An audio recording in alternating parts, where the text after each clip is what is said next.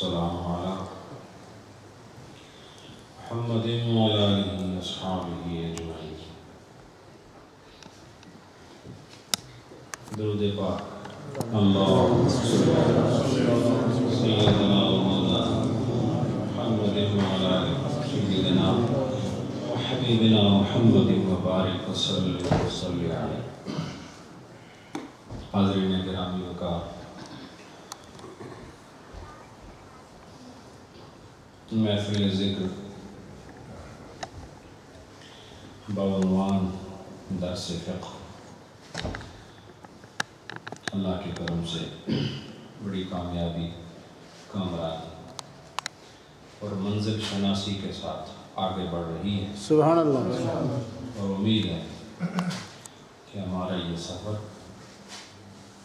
جاری رہے گا اور منزل ضرور حاصل ہوگی.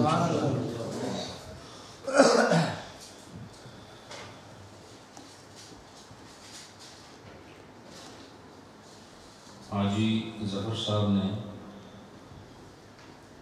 ایک شعر پڑھا جس کا ایک مصرع تھا کہ کامل مرشد پڑھیے تھے کامل بندی.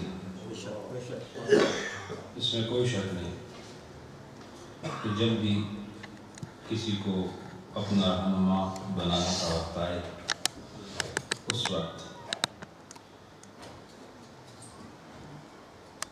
احتیاط کے ساتھ، پوری توجہ کے ساتھ فیصلہ کرنا کہ آپ کا امام اور آپ کا مقتدا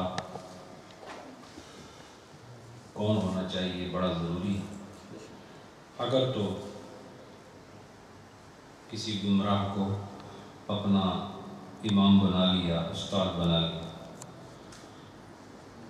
تو گمراہ کی منزل بھی گمراہ ہے، وہ آپ کو گمراہی تک لے کے جائے.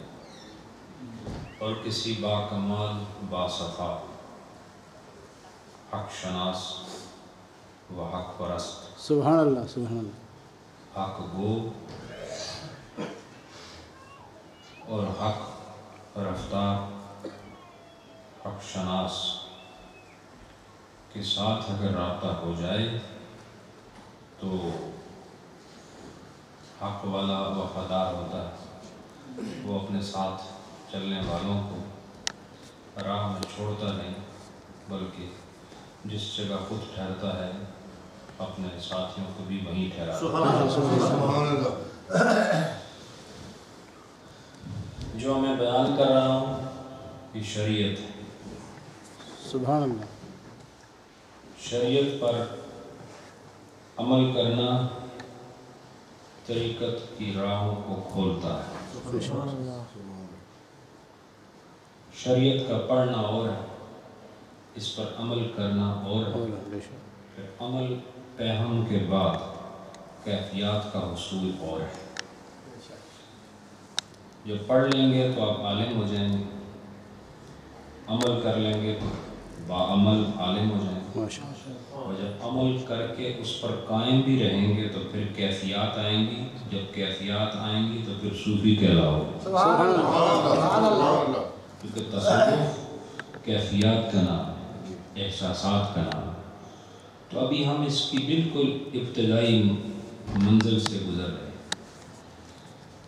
حق کو پڑھنا، جاننا یہ بہت معمولی منزل ہے، لیکن حق پر عمل کرنا یہ اس سے اگلی منزل ہے، اور حق کو محسوس کرنا اعلیٰ منزل ہے. اور یہ وقت کے ساتھ ساتھ یہ کیفیات نصیب ہوتی ہیں. صحبت بہت بڑا ذریعہ ہے کیفیات کے حصول کا. صحابہ کرام کو علم کی وجہ سے یہ مقام نہیں ملا، بلکہ نبی کی صحبت کی وجہ سے. اگر ان کو علم کی وجہ سے مقام ملتا، آج کے دور میں علم کی قسمیں بڑھ چکی ہیں. اب علم اپنی قسموں میں بہت زیادہ وسیع ہو چکا ہے، علم بہت بڑھ چکے ہیں. لیکن یہ بات ہمیں سمجھا دی کہ کیفیات اور درجوں اور رفتوں کا حصول صرف علم سے نہیں ہوتا، کسی صاحب کمال کی مجلس میں بیٹھو تو پھر بات بن جائے۔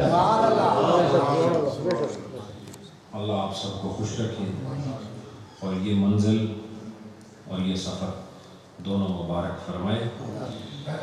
میں بات وہیں سے شروع کرتا ہوں جہاں چھوڑی تھی۔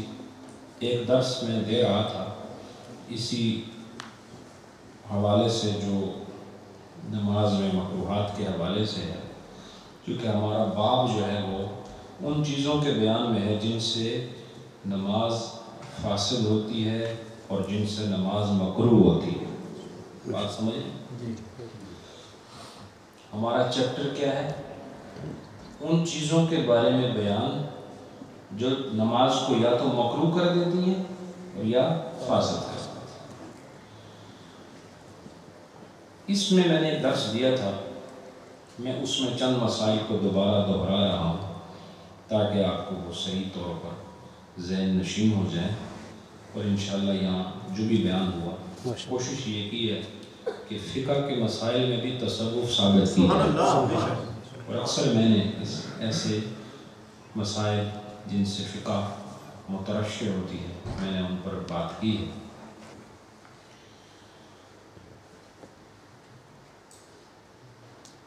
میں عبارت پڑھ رہا ہوں، وَلَوْ أَرَادَ أَن يُسَلِّمَ عَلَى إِنسَانٍ سَاهِيًا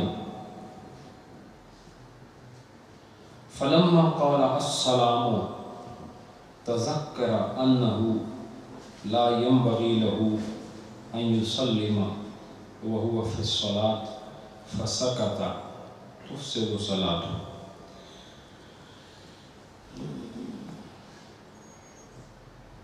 اور یہ یاد رکھیں کہ جو کتاب ہے اس کی ایک خصوصیت ہے، تمام فقہ کی کتابوں میں سے جو فتاوی عالمگیری ہے اس کو جو ایک امتیازی شان حاصل ہے، وہ کسی کتاب کو حاصل نہیں۔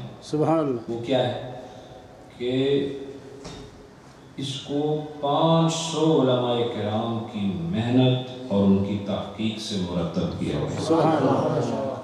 اس دور کے شہنشاہ عالمگیر کے دور میں کئی سو سال پہلے وہ اتنا محتاط بادشاہ تھا کہ اس نے کبھی بیت المال سے اپنی تنخواہ بھی نہیں وصول کی، اپنے ہاتھ سے اس نے روزی کما کے اپنی آخرت کو سنوارا ہے۔ سبحان اللہ۔ تو وہ جو اتنا محتاط انسان ہے اس نے شریعت کی کتاب کے ترتیب و تدوین، تخریج اور تشریح اور توضیح اس کے ضمن میں اتنا احتیاط کی ہے کہ اس وقت کے چوٹی کے جو 500 علماء ہیں انہوں نے مل کر فتاوی عالمگیری کو مرتب کیا ہے، اور یہ کسی اور کتاب کو خصوصیت حاصل نہیں، کہ اتنی معتبر کتاب۔ اگر ایک آدمی نے ارادہ کیا نماز کی حالت میں کہ وہ دوسرے کو سلام کرے، ٹھیک ہے، نماز پڑھ رہا ہے، کوئی آیا بھول کر، کیا بھول کر کسی کو اس نے سلام کرنا چاہا اور اس نے کہا السلام، السلام کہہ کر چپ ہو گیا اس خیال سے کہ میں تو نماز میں ہوں اور نماز میں یہ بات بہتر نہیں، علیکم نہیں کہا، السلام پہ رک گیا۔ سارا سلام کیسا ہوتا ہے؟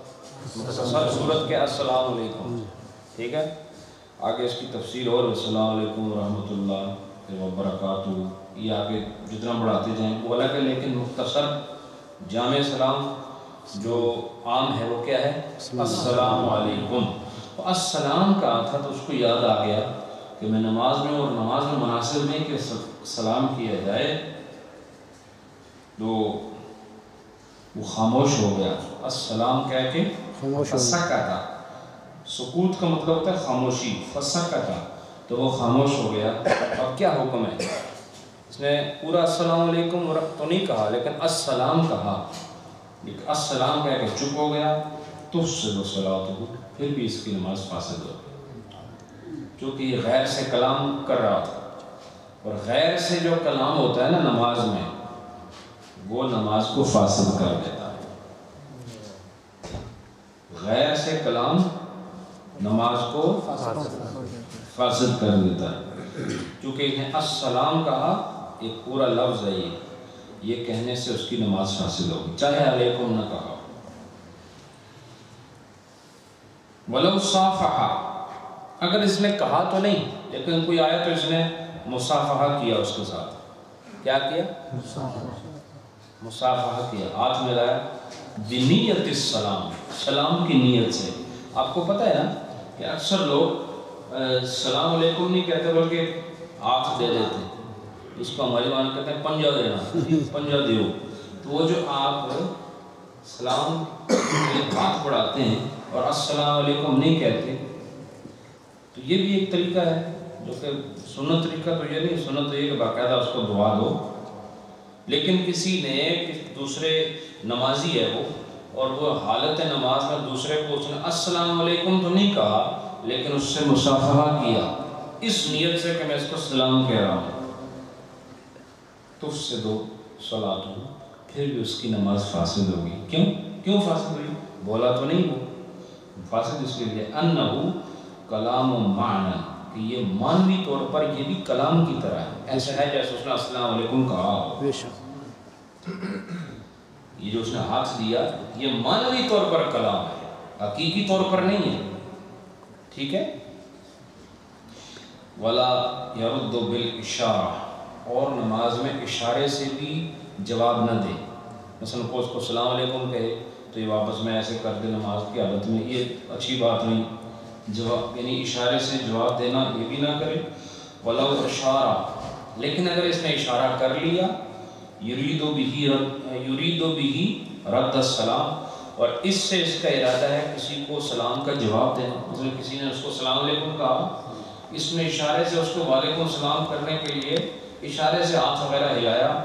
او طلب من المصلی شیئا، یا کسی نمازی سے کسی چیز کا مطالبہ کیا گیا، پوچھا گیا کہ فلاں چیز کدھر ہے یا مجھے چاہیے. فاشار بیدہ، اور اس نے اپنے ہاتھ سے اشارہ کر کے بتایا ادھر ہے یا ادھر ہے. مجھ سے کسی پوچھا کہ میری کتاب کدھر ہے، ٹھیک ہے، اس نے بتا دیا ادھر ہے، اشارے سے بتایا. او برأسہ، یا اپنے سر سے اس نے اشارہ کیا. کس چیز کا؟ بنعم او بلا، ہاں یا نہ کا. ہاتھ سے اشارہ کیا چیز کے بارے میں بتانے کے لیے، اور سر سے اشارہ کیا ہاں یا نہ کا. سر سے اشارہ ہوتا ہے نا ہاں اور نہ. ہاں کا کیا اشارہ ہوتا ہے؟ کرو ذرا سا کرو نا، اس طرح. ٹھیک ہے. اور نہ کا کیا اشارہ ہوتا ہے جی؟ او ماشاء اللہ. تو یہ ہاں اور نہ جو ہے یہ زبان سے بھی ہوتا ہے اور سر سے بھی ہوتا ہے. ٹھیک ہے نا. تو اگر ایسے نماز میں اس نے کیا، کسی نے اس سے نماز میں پوچھا یہ روٹی کھا دی ہے تو وہ کرے اس طرح کا نماز میں. تو ایسی صورت میں کیا اس کی نماز فاسد ہوگی؟ تو فرماتے ہیں لا تفسد الصلاۃ، اس کی نماز فاسد نہیں. ٹھیک ہے. یہ آپ کے لیے سہولت ہے، نماز فاسد نہیں ہوگی.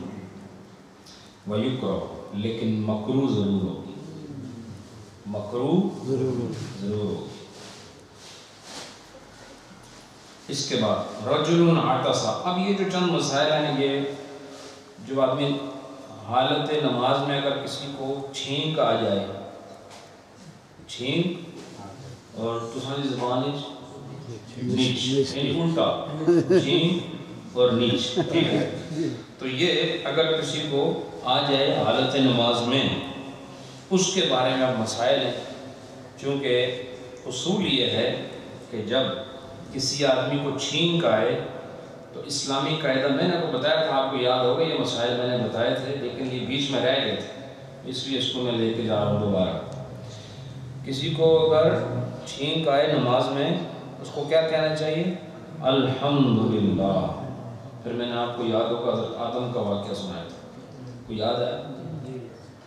ہوں سر لاؤ نا، یا اس طرح کرو یا اس طرح کرو، کچھ تو کرو. آدم علیہ السلام کا سنایا. تو جب چھینک آئے تو چھینکنے والے کو عربی میں عاطس کہتے ہیں. کیا کہتے ہیں؟ عین الف تو اور سین، عاطس، چھینکنے والے کو عاطس کہتے ہیں۔ تو جو چھینکتا ہے، چھینک مارتا ہے، وہ الحمدللہ کہتا ہے، اسلامی طریقہ ہے۔ سننے والا پھر اس کو کہتا ہے یرحمک اللہ۔ اچھا، الحمدللہ، حمد اللہ کی تعریف اس خاص موقع پر، آپ کو پتہ ہے نا، حمد جو ہے اللہ کی شان بیان کرنا، چھینک کے موقع پر الحمدللہ پڑھنا، یہ اس بات کو ثابت کرتا ہے کہ الحمدللہ کا مطلب تمام تعریفیں اللہ کے لیے، یعنی اللہ کی شان بیان کر رہا ہے۔ اس کے بعد پتہ چلا کہ یہ چھینک کا جو آنا ہے یہ انسانی صحت کے لیے بہت مفید ہے، اور جس چیز سے بھی انسان کو فائدہ ہو اس کے بعد خدا کی تعریف کرنی چاہیے۔ سبحان اللہ، سبحان اللہ، سبحان اللہ۔ ایسا ہے، اسی لیے ہر دعا کے شروع میں الحمدللہ اکثر ہوتی ہے۔ مثلا روٹی کھاؤ، روٹی تو بات کڑی دعا ہے، الحمدللہ الذی اطعمنا، آپ اس کو پھر آپ رہنے دیں، ٹھیک ہے؟ دعا میں اکثر الحمد ضرور ہے، اکثر، اور اس کا مطلب یہ ہوتا ہے کہ وہ آپ کے لیے بہت بڑی اللہ کی شان اور اس کی رحمت اور اس کی نعمت ہے، لہٰذا آپ اس کے بندے ہو تو بندگی کا تقاضا یہ ہے کہ جس چیز میں رب نے تمہیں فائدہ پہنچایا تم رب کی شان بیان کرو۔ سبحان اللہ، سبحان اللہ۔ اچھا، مزے کی بات، فائدہ تو اس نے پہلے دیا، آپ نے حمد بعد میں بیان کی۔ جب آپ خدا کی حمد بیان کریں گے اس کے بعد خدا خوش ہوگا، بولو نا۔ اس سے پتہ چلا پہلے بھی خدا کی خوشی، بعد میں بھی خدا کی خوشی، سبحان اللہ، اول آخر خدا کی رضا ہے۔ رضا، بے شک۔ پہلے آپ کو چھینک آئی، یہ آپ کی جسمانی صحت ہے، اور جب الحمدللہ کہا رب خوش ہوا تو اب روحانی صحت شروع ہو۔ سبحان اللہ۔ تو پہلے بھی فائدہ، بعد میں بھی فائدہ۔ جس چیز کی ابتدا میں اور انتہا میں خدا کا ذکر ہو جائے اس کا اول بھی رحمت ہوتا ہے، آخر بھی رحمت۔ سبحان اللہ، سبحان اللہ۔ تو چھینک مارنے والا الحمدللہ کہ آج کے بعد یاد رکھو گے نا یہ بات، کوئی آپ میں ایسا ہو جس کو چھینک نہ آتی ہو؟ کوئی ہے ایسا؟ سب کو آتی ہے، لیکن کیا سب الحمدللہ کہتے ہیں؟ نہیں کہتے ہیں، انشاءاللہ تو بعد ہی جاتے ہیں، جس میں آپ سن کرنا آپ کھڑے ہو کہ نہیں؟ ماشاءاللہ، سبحان اللہ۔ اگر آپ یہ کہتے ہیں تو آپ کو مبارک ہو کہ آپ چھینک کے بعد بھی اللہ کی حمد کرتے ہیں۔ تو الحمدللہ کہتا ہے چھینکنے والا، تو جہاں ساتھ سن رہا ہوتا ہے نا وہ کہتا ہے یرحمک اللہ، یہ کہتا ہے سب تعریفیں اللہ کے لیے، وہ جو سننے والا کہتا ہے اللہ تم پر رحم فرمائے۔ یرحمک اللہ کا مطلب کیا مطلب ہے؟ اللہ تم پر رحم فرمائے، کرم فرمائے۔ تو پھر وہ جو جس نے چھینک ماری نا وہ پھر ایک جواب دیتا ہے، کیا؟ یہدیکم اللہ ویصلح بالکم۔ بھائی اتنا مشکل نہیں ہے، بولو یہدیکم اللہ ویصلح بالکم، بہت آسان ہے، یہ دعا ہے۔ تو یہ پورا طریقہ ہے ایک، اگر ایسا ہو جائے تو اب چونکہ چھینک کے بعد یہ چیزیں روایات میں آتی ہیں نا، حدیث میں ذکر ہے کہ چھینک آئے تو یوں کہو، اب یہ کہتا ہے کہ نماز میں کسی کو چھینک آئے تو ہو سکتا ہے وہ کچھ بول پڑے، کچھ بولے، اگر بولے گا تو کیا حکم ہوگا، کچھ جواب دے گا تو کیا حکم ہوگا، اس حوالے سے یہ مسائل ہے۔ اب یہ دیکھیں کہ فقہائے کرام نے اتنی محنت فرمائی کہ جہاں جہاں پر بھی نماز کے اندر بولنا متوقع تھا وہاں پر انہوں نے شرعی مسائل کو ذکر فرمایا۔ سبحان اللہ، کتنی بڑی آپ پر ان کا احسان ہے، کتنا احسان ہے ان کا، محنت انہوں نے کی ہے، اور ہم اور آپ جو ہیں وہ اس کو سن رہے ہیں آج، لیکن لوگ سننے کے لیے بھی تیار ہیں۔ وہ اگر کوئی لچھے دار تقریر کرو تو سارے بیٹھ جاتے ہیں، محفل نعت کرو تو سارے بیٹھ جائیں گے، پوری رات بیٹھ رہیں گے، لیکن اللہ کی شریعت، نبی پاک کی حدیث سنانی ہو تو کوئی آدمی تیار نہیں ہوگا بیٹھنے کے لیے۔ یہ ہے ہماری محبت اسلام کے ساتھ۔ یہ بات سمجھے کبھی؟ اگر اس پر میں چلا گیا تو 1 گھنٹہ اس پر لگ جائے گا۔ میں اپنے موضوع کی طرف آتا ہوں۔ ولو رجل عطس، ایک آدمی چھینکا، اس کو چھینک آئی، فقال المصلی، تو ایک نمازی نے کہا یرحمک اللہ۔ چھینکا کوئی بار، تو اب دیکھو سننے والے کو کیا کہنا ہوتا ہے؟ یہ جواب ہے اصل میں۔ الحمدللہ یہ اس کا قول ہے، اس کا ایک جواب ہوتا ہے۔ کیا ہوتا ہے؟ جواب۔ وہ جواب کیا ہے؟ یرحمک اللہ۔ اس جواب کا پھر جواب الجواب ہوتا ہے، وہ کیا ہوتا ہے؟ یہدیکم اللہ ویصلح بالکم۔ تو یہ جو یرحمک اللہ ہے یہ جواب ہے کسی کے قول پر۔ تو وہ ایک آدمی اس کو چھینک آئی، چھینک مار کے چلا گیا، یہ نماز میں ہے، اس نے چھینک سنی تو اس نے کیا کہا؟ یرحمک اللہ، تفسد صلاۃ، اس کی نماز فاسد ہوگی، کیونکہ یہ اس کے جواب میں ہے۔ کیا ہے؟ اس کے جواب میں۔ اور نماز میں سوال جواب نہیں ہوتا۔ اگر آپ نے کسی کی سوال پر جواب دے دیا نا اس طرح الفاظ میں، تو پھر آپ کی نماز فاسد ہو جائے گی، چونکہ وہ اور حالت میں ہے، آپ دوسری حالت میں ہیں، آپ عبادت میں ہیں، اور عبادت کا تقاضا یہ ہے کہ صرف عبادت ہی کی جائے، دوسری طرف توجہ نہ کی جائے۔ وَلَوْ قَالَ الْعَاطِسُ یرحمک اللہ، ایک آدمی خود نماز میں ہے اور اس کو چھینک آتی ہے، سمجھ آئی کہ خود نماز میں، اور خود ہی کہے یرحمک اللہ، خود چھینکا، خود ہی کہا یرحمک اللہ، وخاطب نفسہ، اور اس نے یرحمک اللہ کہہ کر اپنے آپ کو مخاطب کیا کہ اس سے مراد میری اپنی ذات ہے، اپنے آپ سے کہہ رہا ہے کہ اللہ تم پر رحم کرے، دوسرے سے نہیں کہہ رہا۔ لا یضرہ، اس کی نماز میں کوئی نقصان نہیں ہو۔ یعنی چھینک مارنے پر کسی آدمی نے الحمدللہ کہہ دیا، یرحمک اللہ کہہ دیا، تو اس کی نماز فاسد نہیں ہوگی۔ دوسرے نے الحمدللہ کہا، اس نے کہا یرحمک اللہ، اب فاسد ہو جائے گی، چونکہ اب اس کا کہنا جواب کی صورت میں، دوسرے کی بات پر جواب دے رہا۔ یہ باریکیاں آپ کو سمجھنی ہوں۔ اس کے بعد فرمایا وَلَوْ عَطَسَ فِي الصَّلَاةِ فَقَالَ آخَرُ یرحمک اللہ، ایک آدمی نماز میں اس کو چھینک آئی اور اس دوسرے آدمی نے کہا، اس نے کچھ نہیں بولا، اس کو چھینک آئی خاموش، دوسرے آدمی نے کہا کہ چھینک آئے تو اس کو میں کہنا پڑتا ہے یرحمک اللہ، دوسرے آدمی نے کہا یرحمک اللہ، الحمد، یعنی یہ جب خود چھینکا اس نے کچھ نہیں بولا، دوسرے نے جو سنا نا اس نے کیا کہا؟ یرحمک اللہ۔ فقال المصلی آمین، تو یہ جس نے چھینک ماری تھی اس کی دعا پر اس نے کہا آمین، تو اس سے اس کی نماز فاسد ہوگی، کیونکہ یہ جواب ہے۔ کس میں ہے؟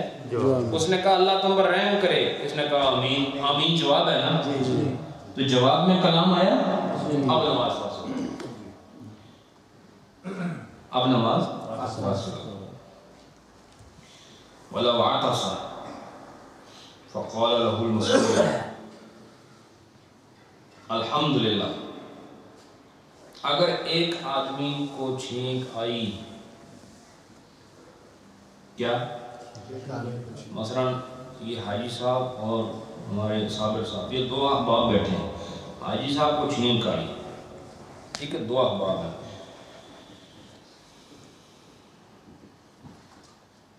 حاجی صاحب نے ان کو کہا، ان کو نہیں کہا، انہوں نے کہا الحمدللہ، چھینک آئی حاجی یونس صاحب کو اور الحمدللہ کہا حاجی صابر صاحب نے، لا تفسدو، یہ نماز ان کی فاسد نہیں ہوگی، کیوں؟ لأنہ لیس بجواب، اس لیے کہ یہ جواب نہیں ہے، جواب تو تب ہوتا کہ وہ الحمدللہ کہتے ہیں، یہ یرحمک اللہ کہتے سبحان ہیں۔ اللہ، سمجھ آئی کہ نہیں؟ چھینک ایک نے مارا، الحمدللہ دوسرے نے کہا، اب یہ جواب میں نہیں ہے۔ جواب میں تب ہوتا کہ وہ الحمدللہ کہتا یا یہ یرحمک اللہ کہتا اور وہ الحمدللہ کہتا، اب یہ جواب میں ہے تو پھر نماز فاسد ہو جاتی۔ اب یہ ایک بات اور کر رہے ہیں، وَإِنْ أَرَادَ بِهِ جَوَابَهُ أَوْ اسْتِفْهَامَهُ فَالصَّحِيحُ أَنَّهَا تُفْصِلُ، اور اگر انہوں نے یرحمک اللہ کہا اس نیت سے کہ میں ان کو جواب دے رہا ہوں، یعنی سوال کی صورت میں یا جواب کی صورت میں کہا، پھر نماز فاسد ہو جائے گی۔ لیکن اگر ان کی نیت یہ نہیں کہ میں انہوں نے الحمدللہ کہا تو میں اس کے جواب میں یرحمک اللہ کہوں تو پھر نماز فاسد نہیں ہوگی۔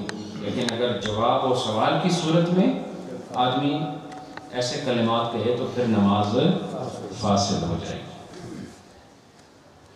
وَلَوْ قَالَ الْعَاطِسُ لَا تُفْسِدُ صَلَاتُهُ، اگر چھینکنے والا خود کہے، چھینکنے والا خود کہے، کیا الحمدللہ یا یرحمک اللہ خود کہے، اس کی نماز فاسد نہیں ہوگی۔ مثلا آپ کو چھینک آئی اور آپ نے کہا الحمدللہ، ٹھیک ہے، اب نماز فاسد نہیں ہوگی۔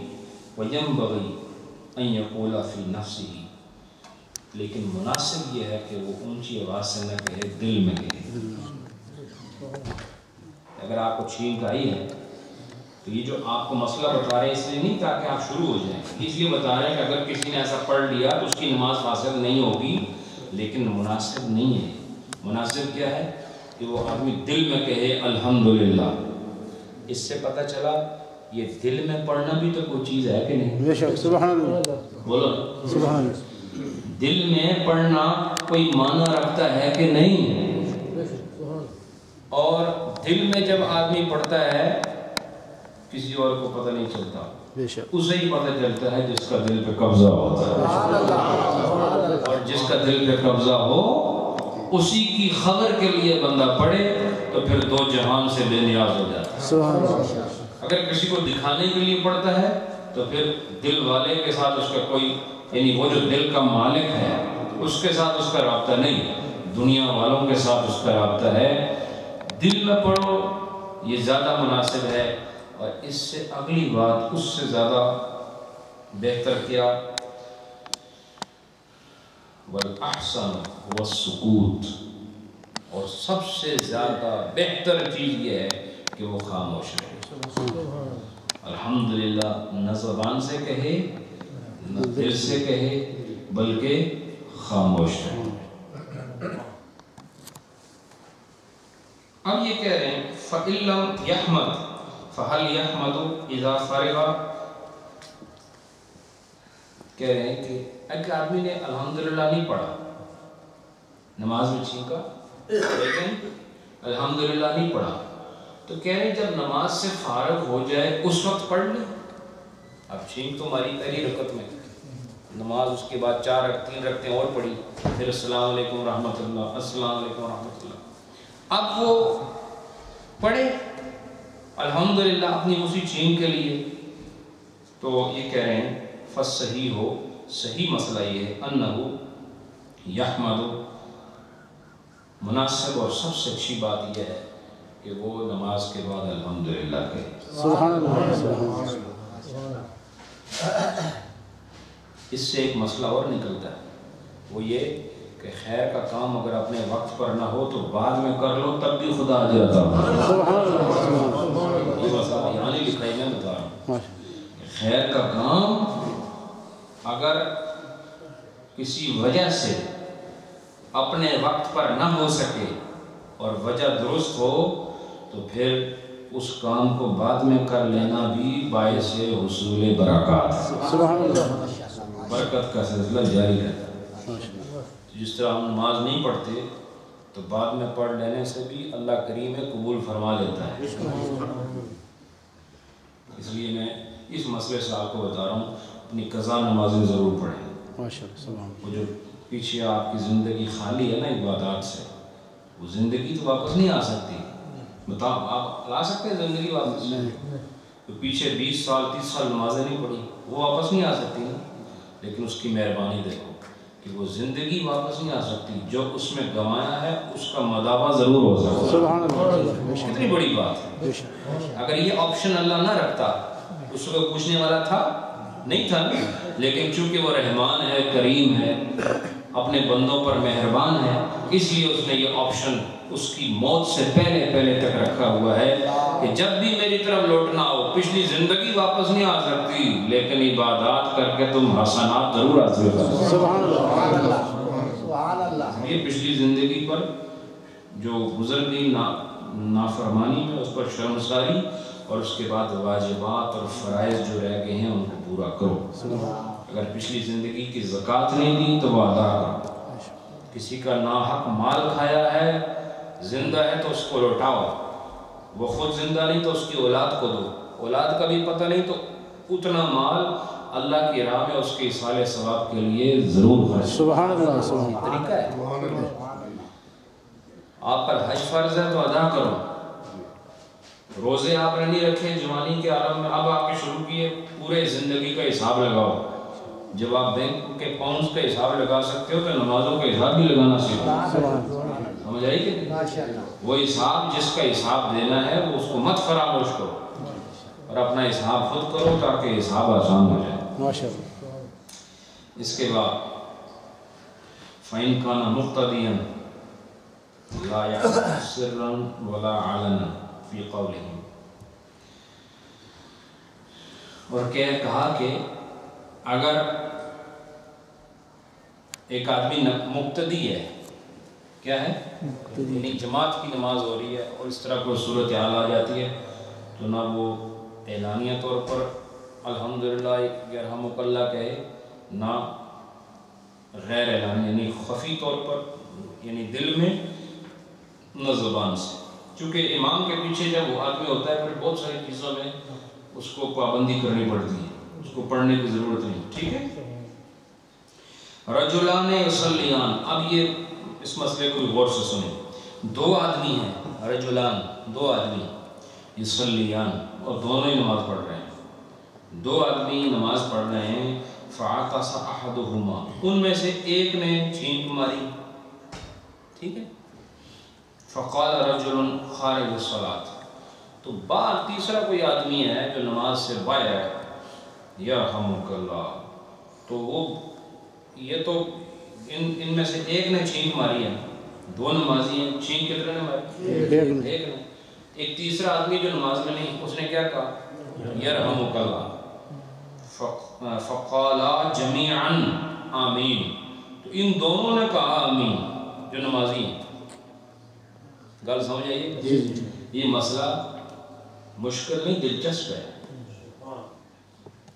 یہ مسئلہ جو بیان کر رہا ہوں دلچسپ ہے. چلو میں پھر حاجی صاحبان کی مثال دیتا ہوں. یہ مثال جو ہوتی ہے نا، سبحان اللہ، اللہ تعالیٰ کا کتنا کرم ہے کہ وہ بات سمجھانے کے لیے اس نے مثال کو قائم فرمایا. سبحان اللہ. اللہ خود فرماتا ہے مثلہم کمثل الکلب. یا میں اس کا ترجمہ نہیں کرتا ہوں لیکن اللہ نے مثالوں کو ذکر فرمایا. مثلہم کمثل الذی استوقد نارا، پہلے اس بارے میں ہے نا قرآن پاک. تو مثال کس لیے ہوتی ہے؟ تاکہ بات سمجھائی جائے. تو مثال یہ ہے کہ حاجی صابر صاحب ہیں، حاجی یونس صاحب ہیں، دونوں نماز پڑھ رہے ہیں. ٹھیک ہے، دونوں نماز پڑھ رہے ہیں. حاجی یونس صاحب نے چھینک ماری تو ساتھ میں جو ہے نعمان بچہ بھی بیٹھا ہے. اس نے کہا یرحمک اللہ. انہوں نے الحمدللہ نہیں کہا، اس نے کیا کہا؟ یرحمک اللہ. ان دونوں نے کہا آمین. ان دونوں نے کیا کہا؟ اب اس میں سے ایک دعا دونوں کے لیے ہے. یرحمک اللہ جو انہوں نے دعا کی، یہ دونوں کے لیے ہے یا ایک کے لیے ہے؟ بولو نا. کیوں ایک کے لیے؟ کیونکہ ایک نے چھینک ماری اور دونوں نے کیا کہا؟ آمین. تو اس میں سے جس کے لیے دعا تھی اس کی آمین کی وجہ سے اس کی نماز ٹوٹ گئی، دوسرے کی اس لیے نہیں ٹوٹی کہ اس کا جواب ہے ہی نہیں، چونکہ اس نے جواب میں نہیں کہا، دعا اس کے لیے تھی نہیں۔ سمجھ آئی کہ نہیں؟ اس میں سے نماز ٹوٹے گی حاجی یونس صاحب کے اس لیے کہ انہوں نے چھینک ماری تھی اور انہوں نے یرحمک اللہ کہا، انہوں نے بھی آمین کہا، انہوں نے بھی آمین کہا۔ اب ان کا آمین جواب میں ہے اور ان کا آمین جواب میں نہیں، اس لیے کہ ان کے لیے دعائیں نہیں، کیونکہ انہوں نے چھینک نہیں ماری۔ اس لیے ایک کی نماز ٹوٹ جائے گی جو چھینکا ہے، اور اس کی نماز نہیں ٹوٹے گی جس کو چھینک نہیں آئی۔ یہ مسئلہ سمجھ آیا؟ نہ سمجھ آئے گا دسوں نے تو دوبارہ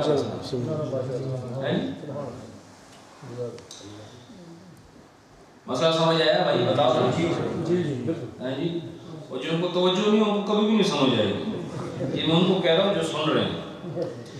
رجلان دو آدمی یصلیان نماز پڑھ رہے ہیں دونوں، فعطس احدہما ان میں سے ایک نے چھینک ماری، فقال رجل خارج الصلاۃ ایک آدمی جو باہر ہے نماز سے اس نے کہا یرحمک اللہ، فقال جمیعا آمین اور دونوں نے کہا آمین، تفسد الصلاۃ العاطس تو جو عاطس ہے چھینک مارنے والا اس کی نماز فاسد ہو جائے گی، ولا تفسد الصلاۃ الآخر لیکن دوسرے کی نماز فاسد نہیں ہوگی، لأنہ لم یدع لہ اس لیے کہ اس نے دعا اس کے لیے نہیں کی تھی جس نے چھینک نہیں ماری۔ کس نے دعا نہیں کی تھی؟ وہ باہر والا۔ بھائی سمجھ آئی کہ نہیں بات؟ دلچسپ مسئلہ ہے کہ نہیں؟ فی الفتاوی ولو قال له یرحمک اللہ وقال الآخر آمین لا تفسد الصلاۃ من قال له آمین لأنه لم یدع له۔ اور اسی طرح اگر اس کو کہا یرحمک اللہ، کیا کہا؟ یرحمک اللہ، اور دوسرے آدمی نے کہا آمین، وہ آدمی جس نے چھینک نہیں ماری تھی، یہ دونوں نہیں بولے آمین، ایک نے کہا آمین۔ مثلا یہ حاجی صاحب ہے نا، حاجی یونس صاحب اور صابر صاحب، تو حاجی یونس صاحب نے چھینک ماری تھی، انہوں نے آمین نہیں کہا، پہلی صورت میں دونوں نے آمین کہا، لیکن صرف حاجی صابر صاحب نے کہا آمین، تو بچے نے کہا تھا یرحمک اللہ۔ اب بھی نماز نہیں ٹوٹے گی اس لیے کہ اس بچے کا خطاب ان کے ساتھ نہیں، بات سمجھ آئی گی؟ ان کی دعا ان کے ساتھ نہیں، اگر دونوں آمین کہیں پھر ایک بھی ٹوٹے گی، اور اگر ایک آمین کہے جس نے چھینک نہیں ماری تو اس آمین والے کی بھی نہیں ٹوٹے گی، ویسے بھی نہیں ٹوٹے گی، پہلی صورت میں بھی دوسری صورت میں بھی، کیونکہ اس کا یرحمک اللہ کا تعلق ان کے ساتھ ہے۔ اذا قرأ القرآن او ذکر اللہ تعالی یرید خطاب انسان امرہ بشیء او نہاہ عن شیء تفسد الصلاۃ۔ کہہ رہے ہیں کہ ایک آدمی نے قرآن پڑھا یا اللہ کا کوئی ذکر کیا، لیکن اس سے اس کی نیت کیا ہے؟ کسی آدمی کو کسی چیز کا حکم دینا یا کسی چیز سے روکنے کا۔ پڑھا اس نے قرآن ہے، پڑھا کیا ہے؟ یا اللہ کا کوئی ذکر کیا ہے، لیکن اس اللہ کے ذکر اور قرآن پڑھنے سے اس کی نیت کیا ہے؟ کسی آدمی کو روکنا کہ یہ کام مت کرو، یا کسی آدمی کو کہنا کہ یہ کام کرو، اس نیت سے اس نے پڑھا۔ سامنے کچھ ہو رہا ہے، مثلا ایک آدمی نماز پڑھ رہا ہے، پیچھے آگے کوئی لوگ کام کر رہے ہیں اور وہی چاہتا ہے یہ کام جو ہے اس طرح نہ کریں، وہ کوئی قرآن کی آیت ایسی پڑھے جو اس سے ملتی جلتی ہو معنی مفہوم میں، جس میں منع کرنا ہو، تو وہیں سے وہ آیت زور سے پڑھے، یا اللہ کا کوئی ذکر کرے، ٹھیک ہے۔ مثلا ایک آدمی ایک جگہ کیل ٹھونکنا چاہتا ہے، تو اب یہ تھوڑی جائے تو اللہ اکبر دور سے کہے، اور مقصد کیا ہے اس کا؟ کہ جو ہے وہ تھوڑی ادھری رکھ دو، ٹھیک ہے کہ نہیں؟ اب وہ کیا بظاہر تو اللہ کا ذکر کر رہا ہے، تو سمجھ لگی ہے ہمیں، سمجھ آ رہی ہے؟ تو بولتے کیوں نہیں؟ ایک آدمی کوئی کام کر رہا ہے، سمجھ آئی، اور آدمی اس کو روکنا چاہتا ہے، دوسرے نماز میں ہے، اور وہ روکنے کے لیے الفاظ کون سے استعمال کر رہا ہے؟ یا قرآن پڑھ رہا ہے یا اللہ کا ذکر کر رہا ہے، تو اس کی نماز فاسد ہو جائے گی، چونکہ ہے تو اللہ کا ذکر اور ہے وہ قرآن کی آیت، لیکن اس سے مراد قرآن کی آیت نہیں بلکہ اس سے مراد حکم دینا ہے یا کسی کام سے روکنا ہے، سمجھ آئی کہ نہیں؟ یہ مسئلہ ہے۔ تو یا ایک آدمی جو ہے وہ ایک مثلاً دادا ابو نماز پڑھ رہے ہیں اور انہوں نے جو پوترا ہے وہ مستی کر رہا ہے، تو وہ جو دادے ابو کا بیٹا ہے وہ اپنے بیٹے کو مارنے لگے تو وہ دادا کو دور سے استغفر اللہ نہ مارو، استغفر اللہ، تو بیٹا ڈر جائے، بھائی والد صاحب جو ہے ان کو پسند نہیں آئی گالے تو نہ مارے، وہ یہ بچہ تو بچ جاسی پر وہ دادے نہیں نماز نہیں بچا، سمجھ آئی کہ نہیں؟ گل سمجھ لگی کہ نہیں؟ ہاں اس طرح ان کو سمجھ آئی ٹھیک ہے۔ اس کے بعد یہ تو آپ کو سمجھ آ گیا، ایک دو مسئلے بارے میں بس کرتا ہوں، امید کرتا ہوں آپ اس میں پریشان نہیں ہو رہے، نہ تنگ ہو رہے، یہ تو وسعت علمی کی بات ہے، ذوق کی بات ہے، کوشش یہی ہوتی ہے کہ اس مضمون کو بہت پیارا خوبصورت پیرایا دے کر آپ کے دلوں میں اتارا جائے، اسی لیے میں نے دادے کا سہارا لیا ورنہ بڑا مشکل ہوتا ہے۔ تو فرمایا فَإِنْ أَرَادَ تَنْبِيهَ مَنْ يَشْغُلُهُ أَنَّهُ فِي الصَّلَاةِ لَا تُفْسِدُ، لیکن اگر وہ کسی کو تنبیہ کرنا چاہتا ہے، یعنی کسی چیز کا حکم دینا نہیں ہے نا کہ چیز سے روکنا ہے، لیکن کسی آدمی کو یہ خبر دینا چاہتا ہے کہ تم یہ کام مت کرو، مجھے میری نماز میں خلل آ رہا ہے، میں نماز کی حالت، مثلا ایک آدمی نماز پڑھ رہا ہے، دوسرا آدمی کو ایسی حرکت کر رہا ہے جس سے اس کی نماز میں خلل واقع ہو رہا ہے، تو وہ ایسا اللہ کا ذکر کرے جس سے اس کو یہ پتہ چل جائے کہ یہ نمازی ہے اس وقت، سبحان اللہ، تو وہ پڑھے الحمدللہ یا استغفر اللہ پڑھے یا پڑھے اللہ لا الہ الا هو الحی القیوم پڑھے، تو مقصد یہ ہو کہ یہ آدمی اپنی شرارت بس کرے اس لیے کہ میں نماز میں ہوں، تو پھر ایسی صورت میں نماز فاسد نہیں ہے۔ سبحان اللہ، سبحان اللہ، سمجھ آئی کہ نہیں؟ اس کے بعد فرمایا وَلَوْ عَرَضَ لِلْإِمَامِ شَيْءٍ، اگر امام سے کسی چیز میں غلطی ہو گئی، نماز پڑھا رہا ہے ٹھیک ہے، اور اس سے کوئی غلطی واقع ہو گئی نماز پڑھانے کے دوران،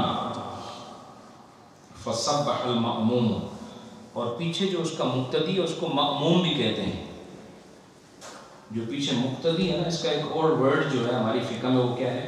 مأموم، یعنی جو امامت میں ہو اس کو مأموم کہتے ہیں، ٹھیک ہے؟ تو پیچھے جو کھڑا آدمی ہے اس نے پڑھا سبحان اللہ، کیا پڑھا؟ سبحان اللہ، اس کا مطلب کیا ہے؟ کہ وہ امام کو بتایا کہ یہاں آپ سے غلطی ہوئی ہے، تو اس میں کوئی حرج نہیں، لا بأس بہ، اس میں کوئی حرج نہیں ہے، کیوں نہیں حرج؟ حالانکہ یہ بھی تو کلام ہے، حرج اس لیے نہیں ہے، لأن القصد بإصلاح الصلاة، اس سے ارادہ نماز کی اصلاح ہے، اس سے ارادہ کیا ہے؟ نماز، چونکہ اگر نماز ہی نہ رہی ٹھیک تو پھر وہ کھڑے جو آگے پیچھے جتنے بھی کھڑے ہوں ان کا کوئی مقصد نہیں ہے۔ اصلاح صلاۃ کے لیے امام کو لقمہ دینا، اس سے نماز نہیں ٹوٹتی۔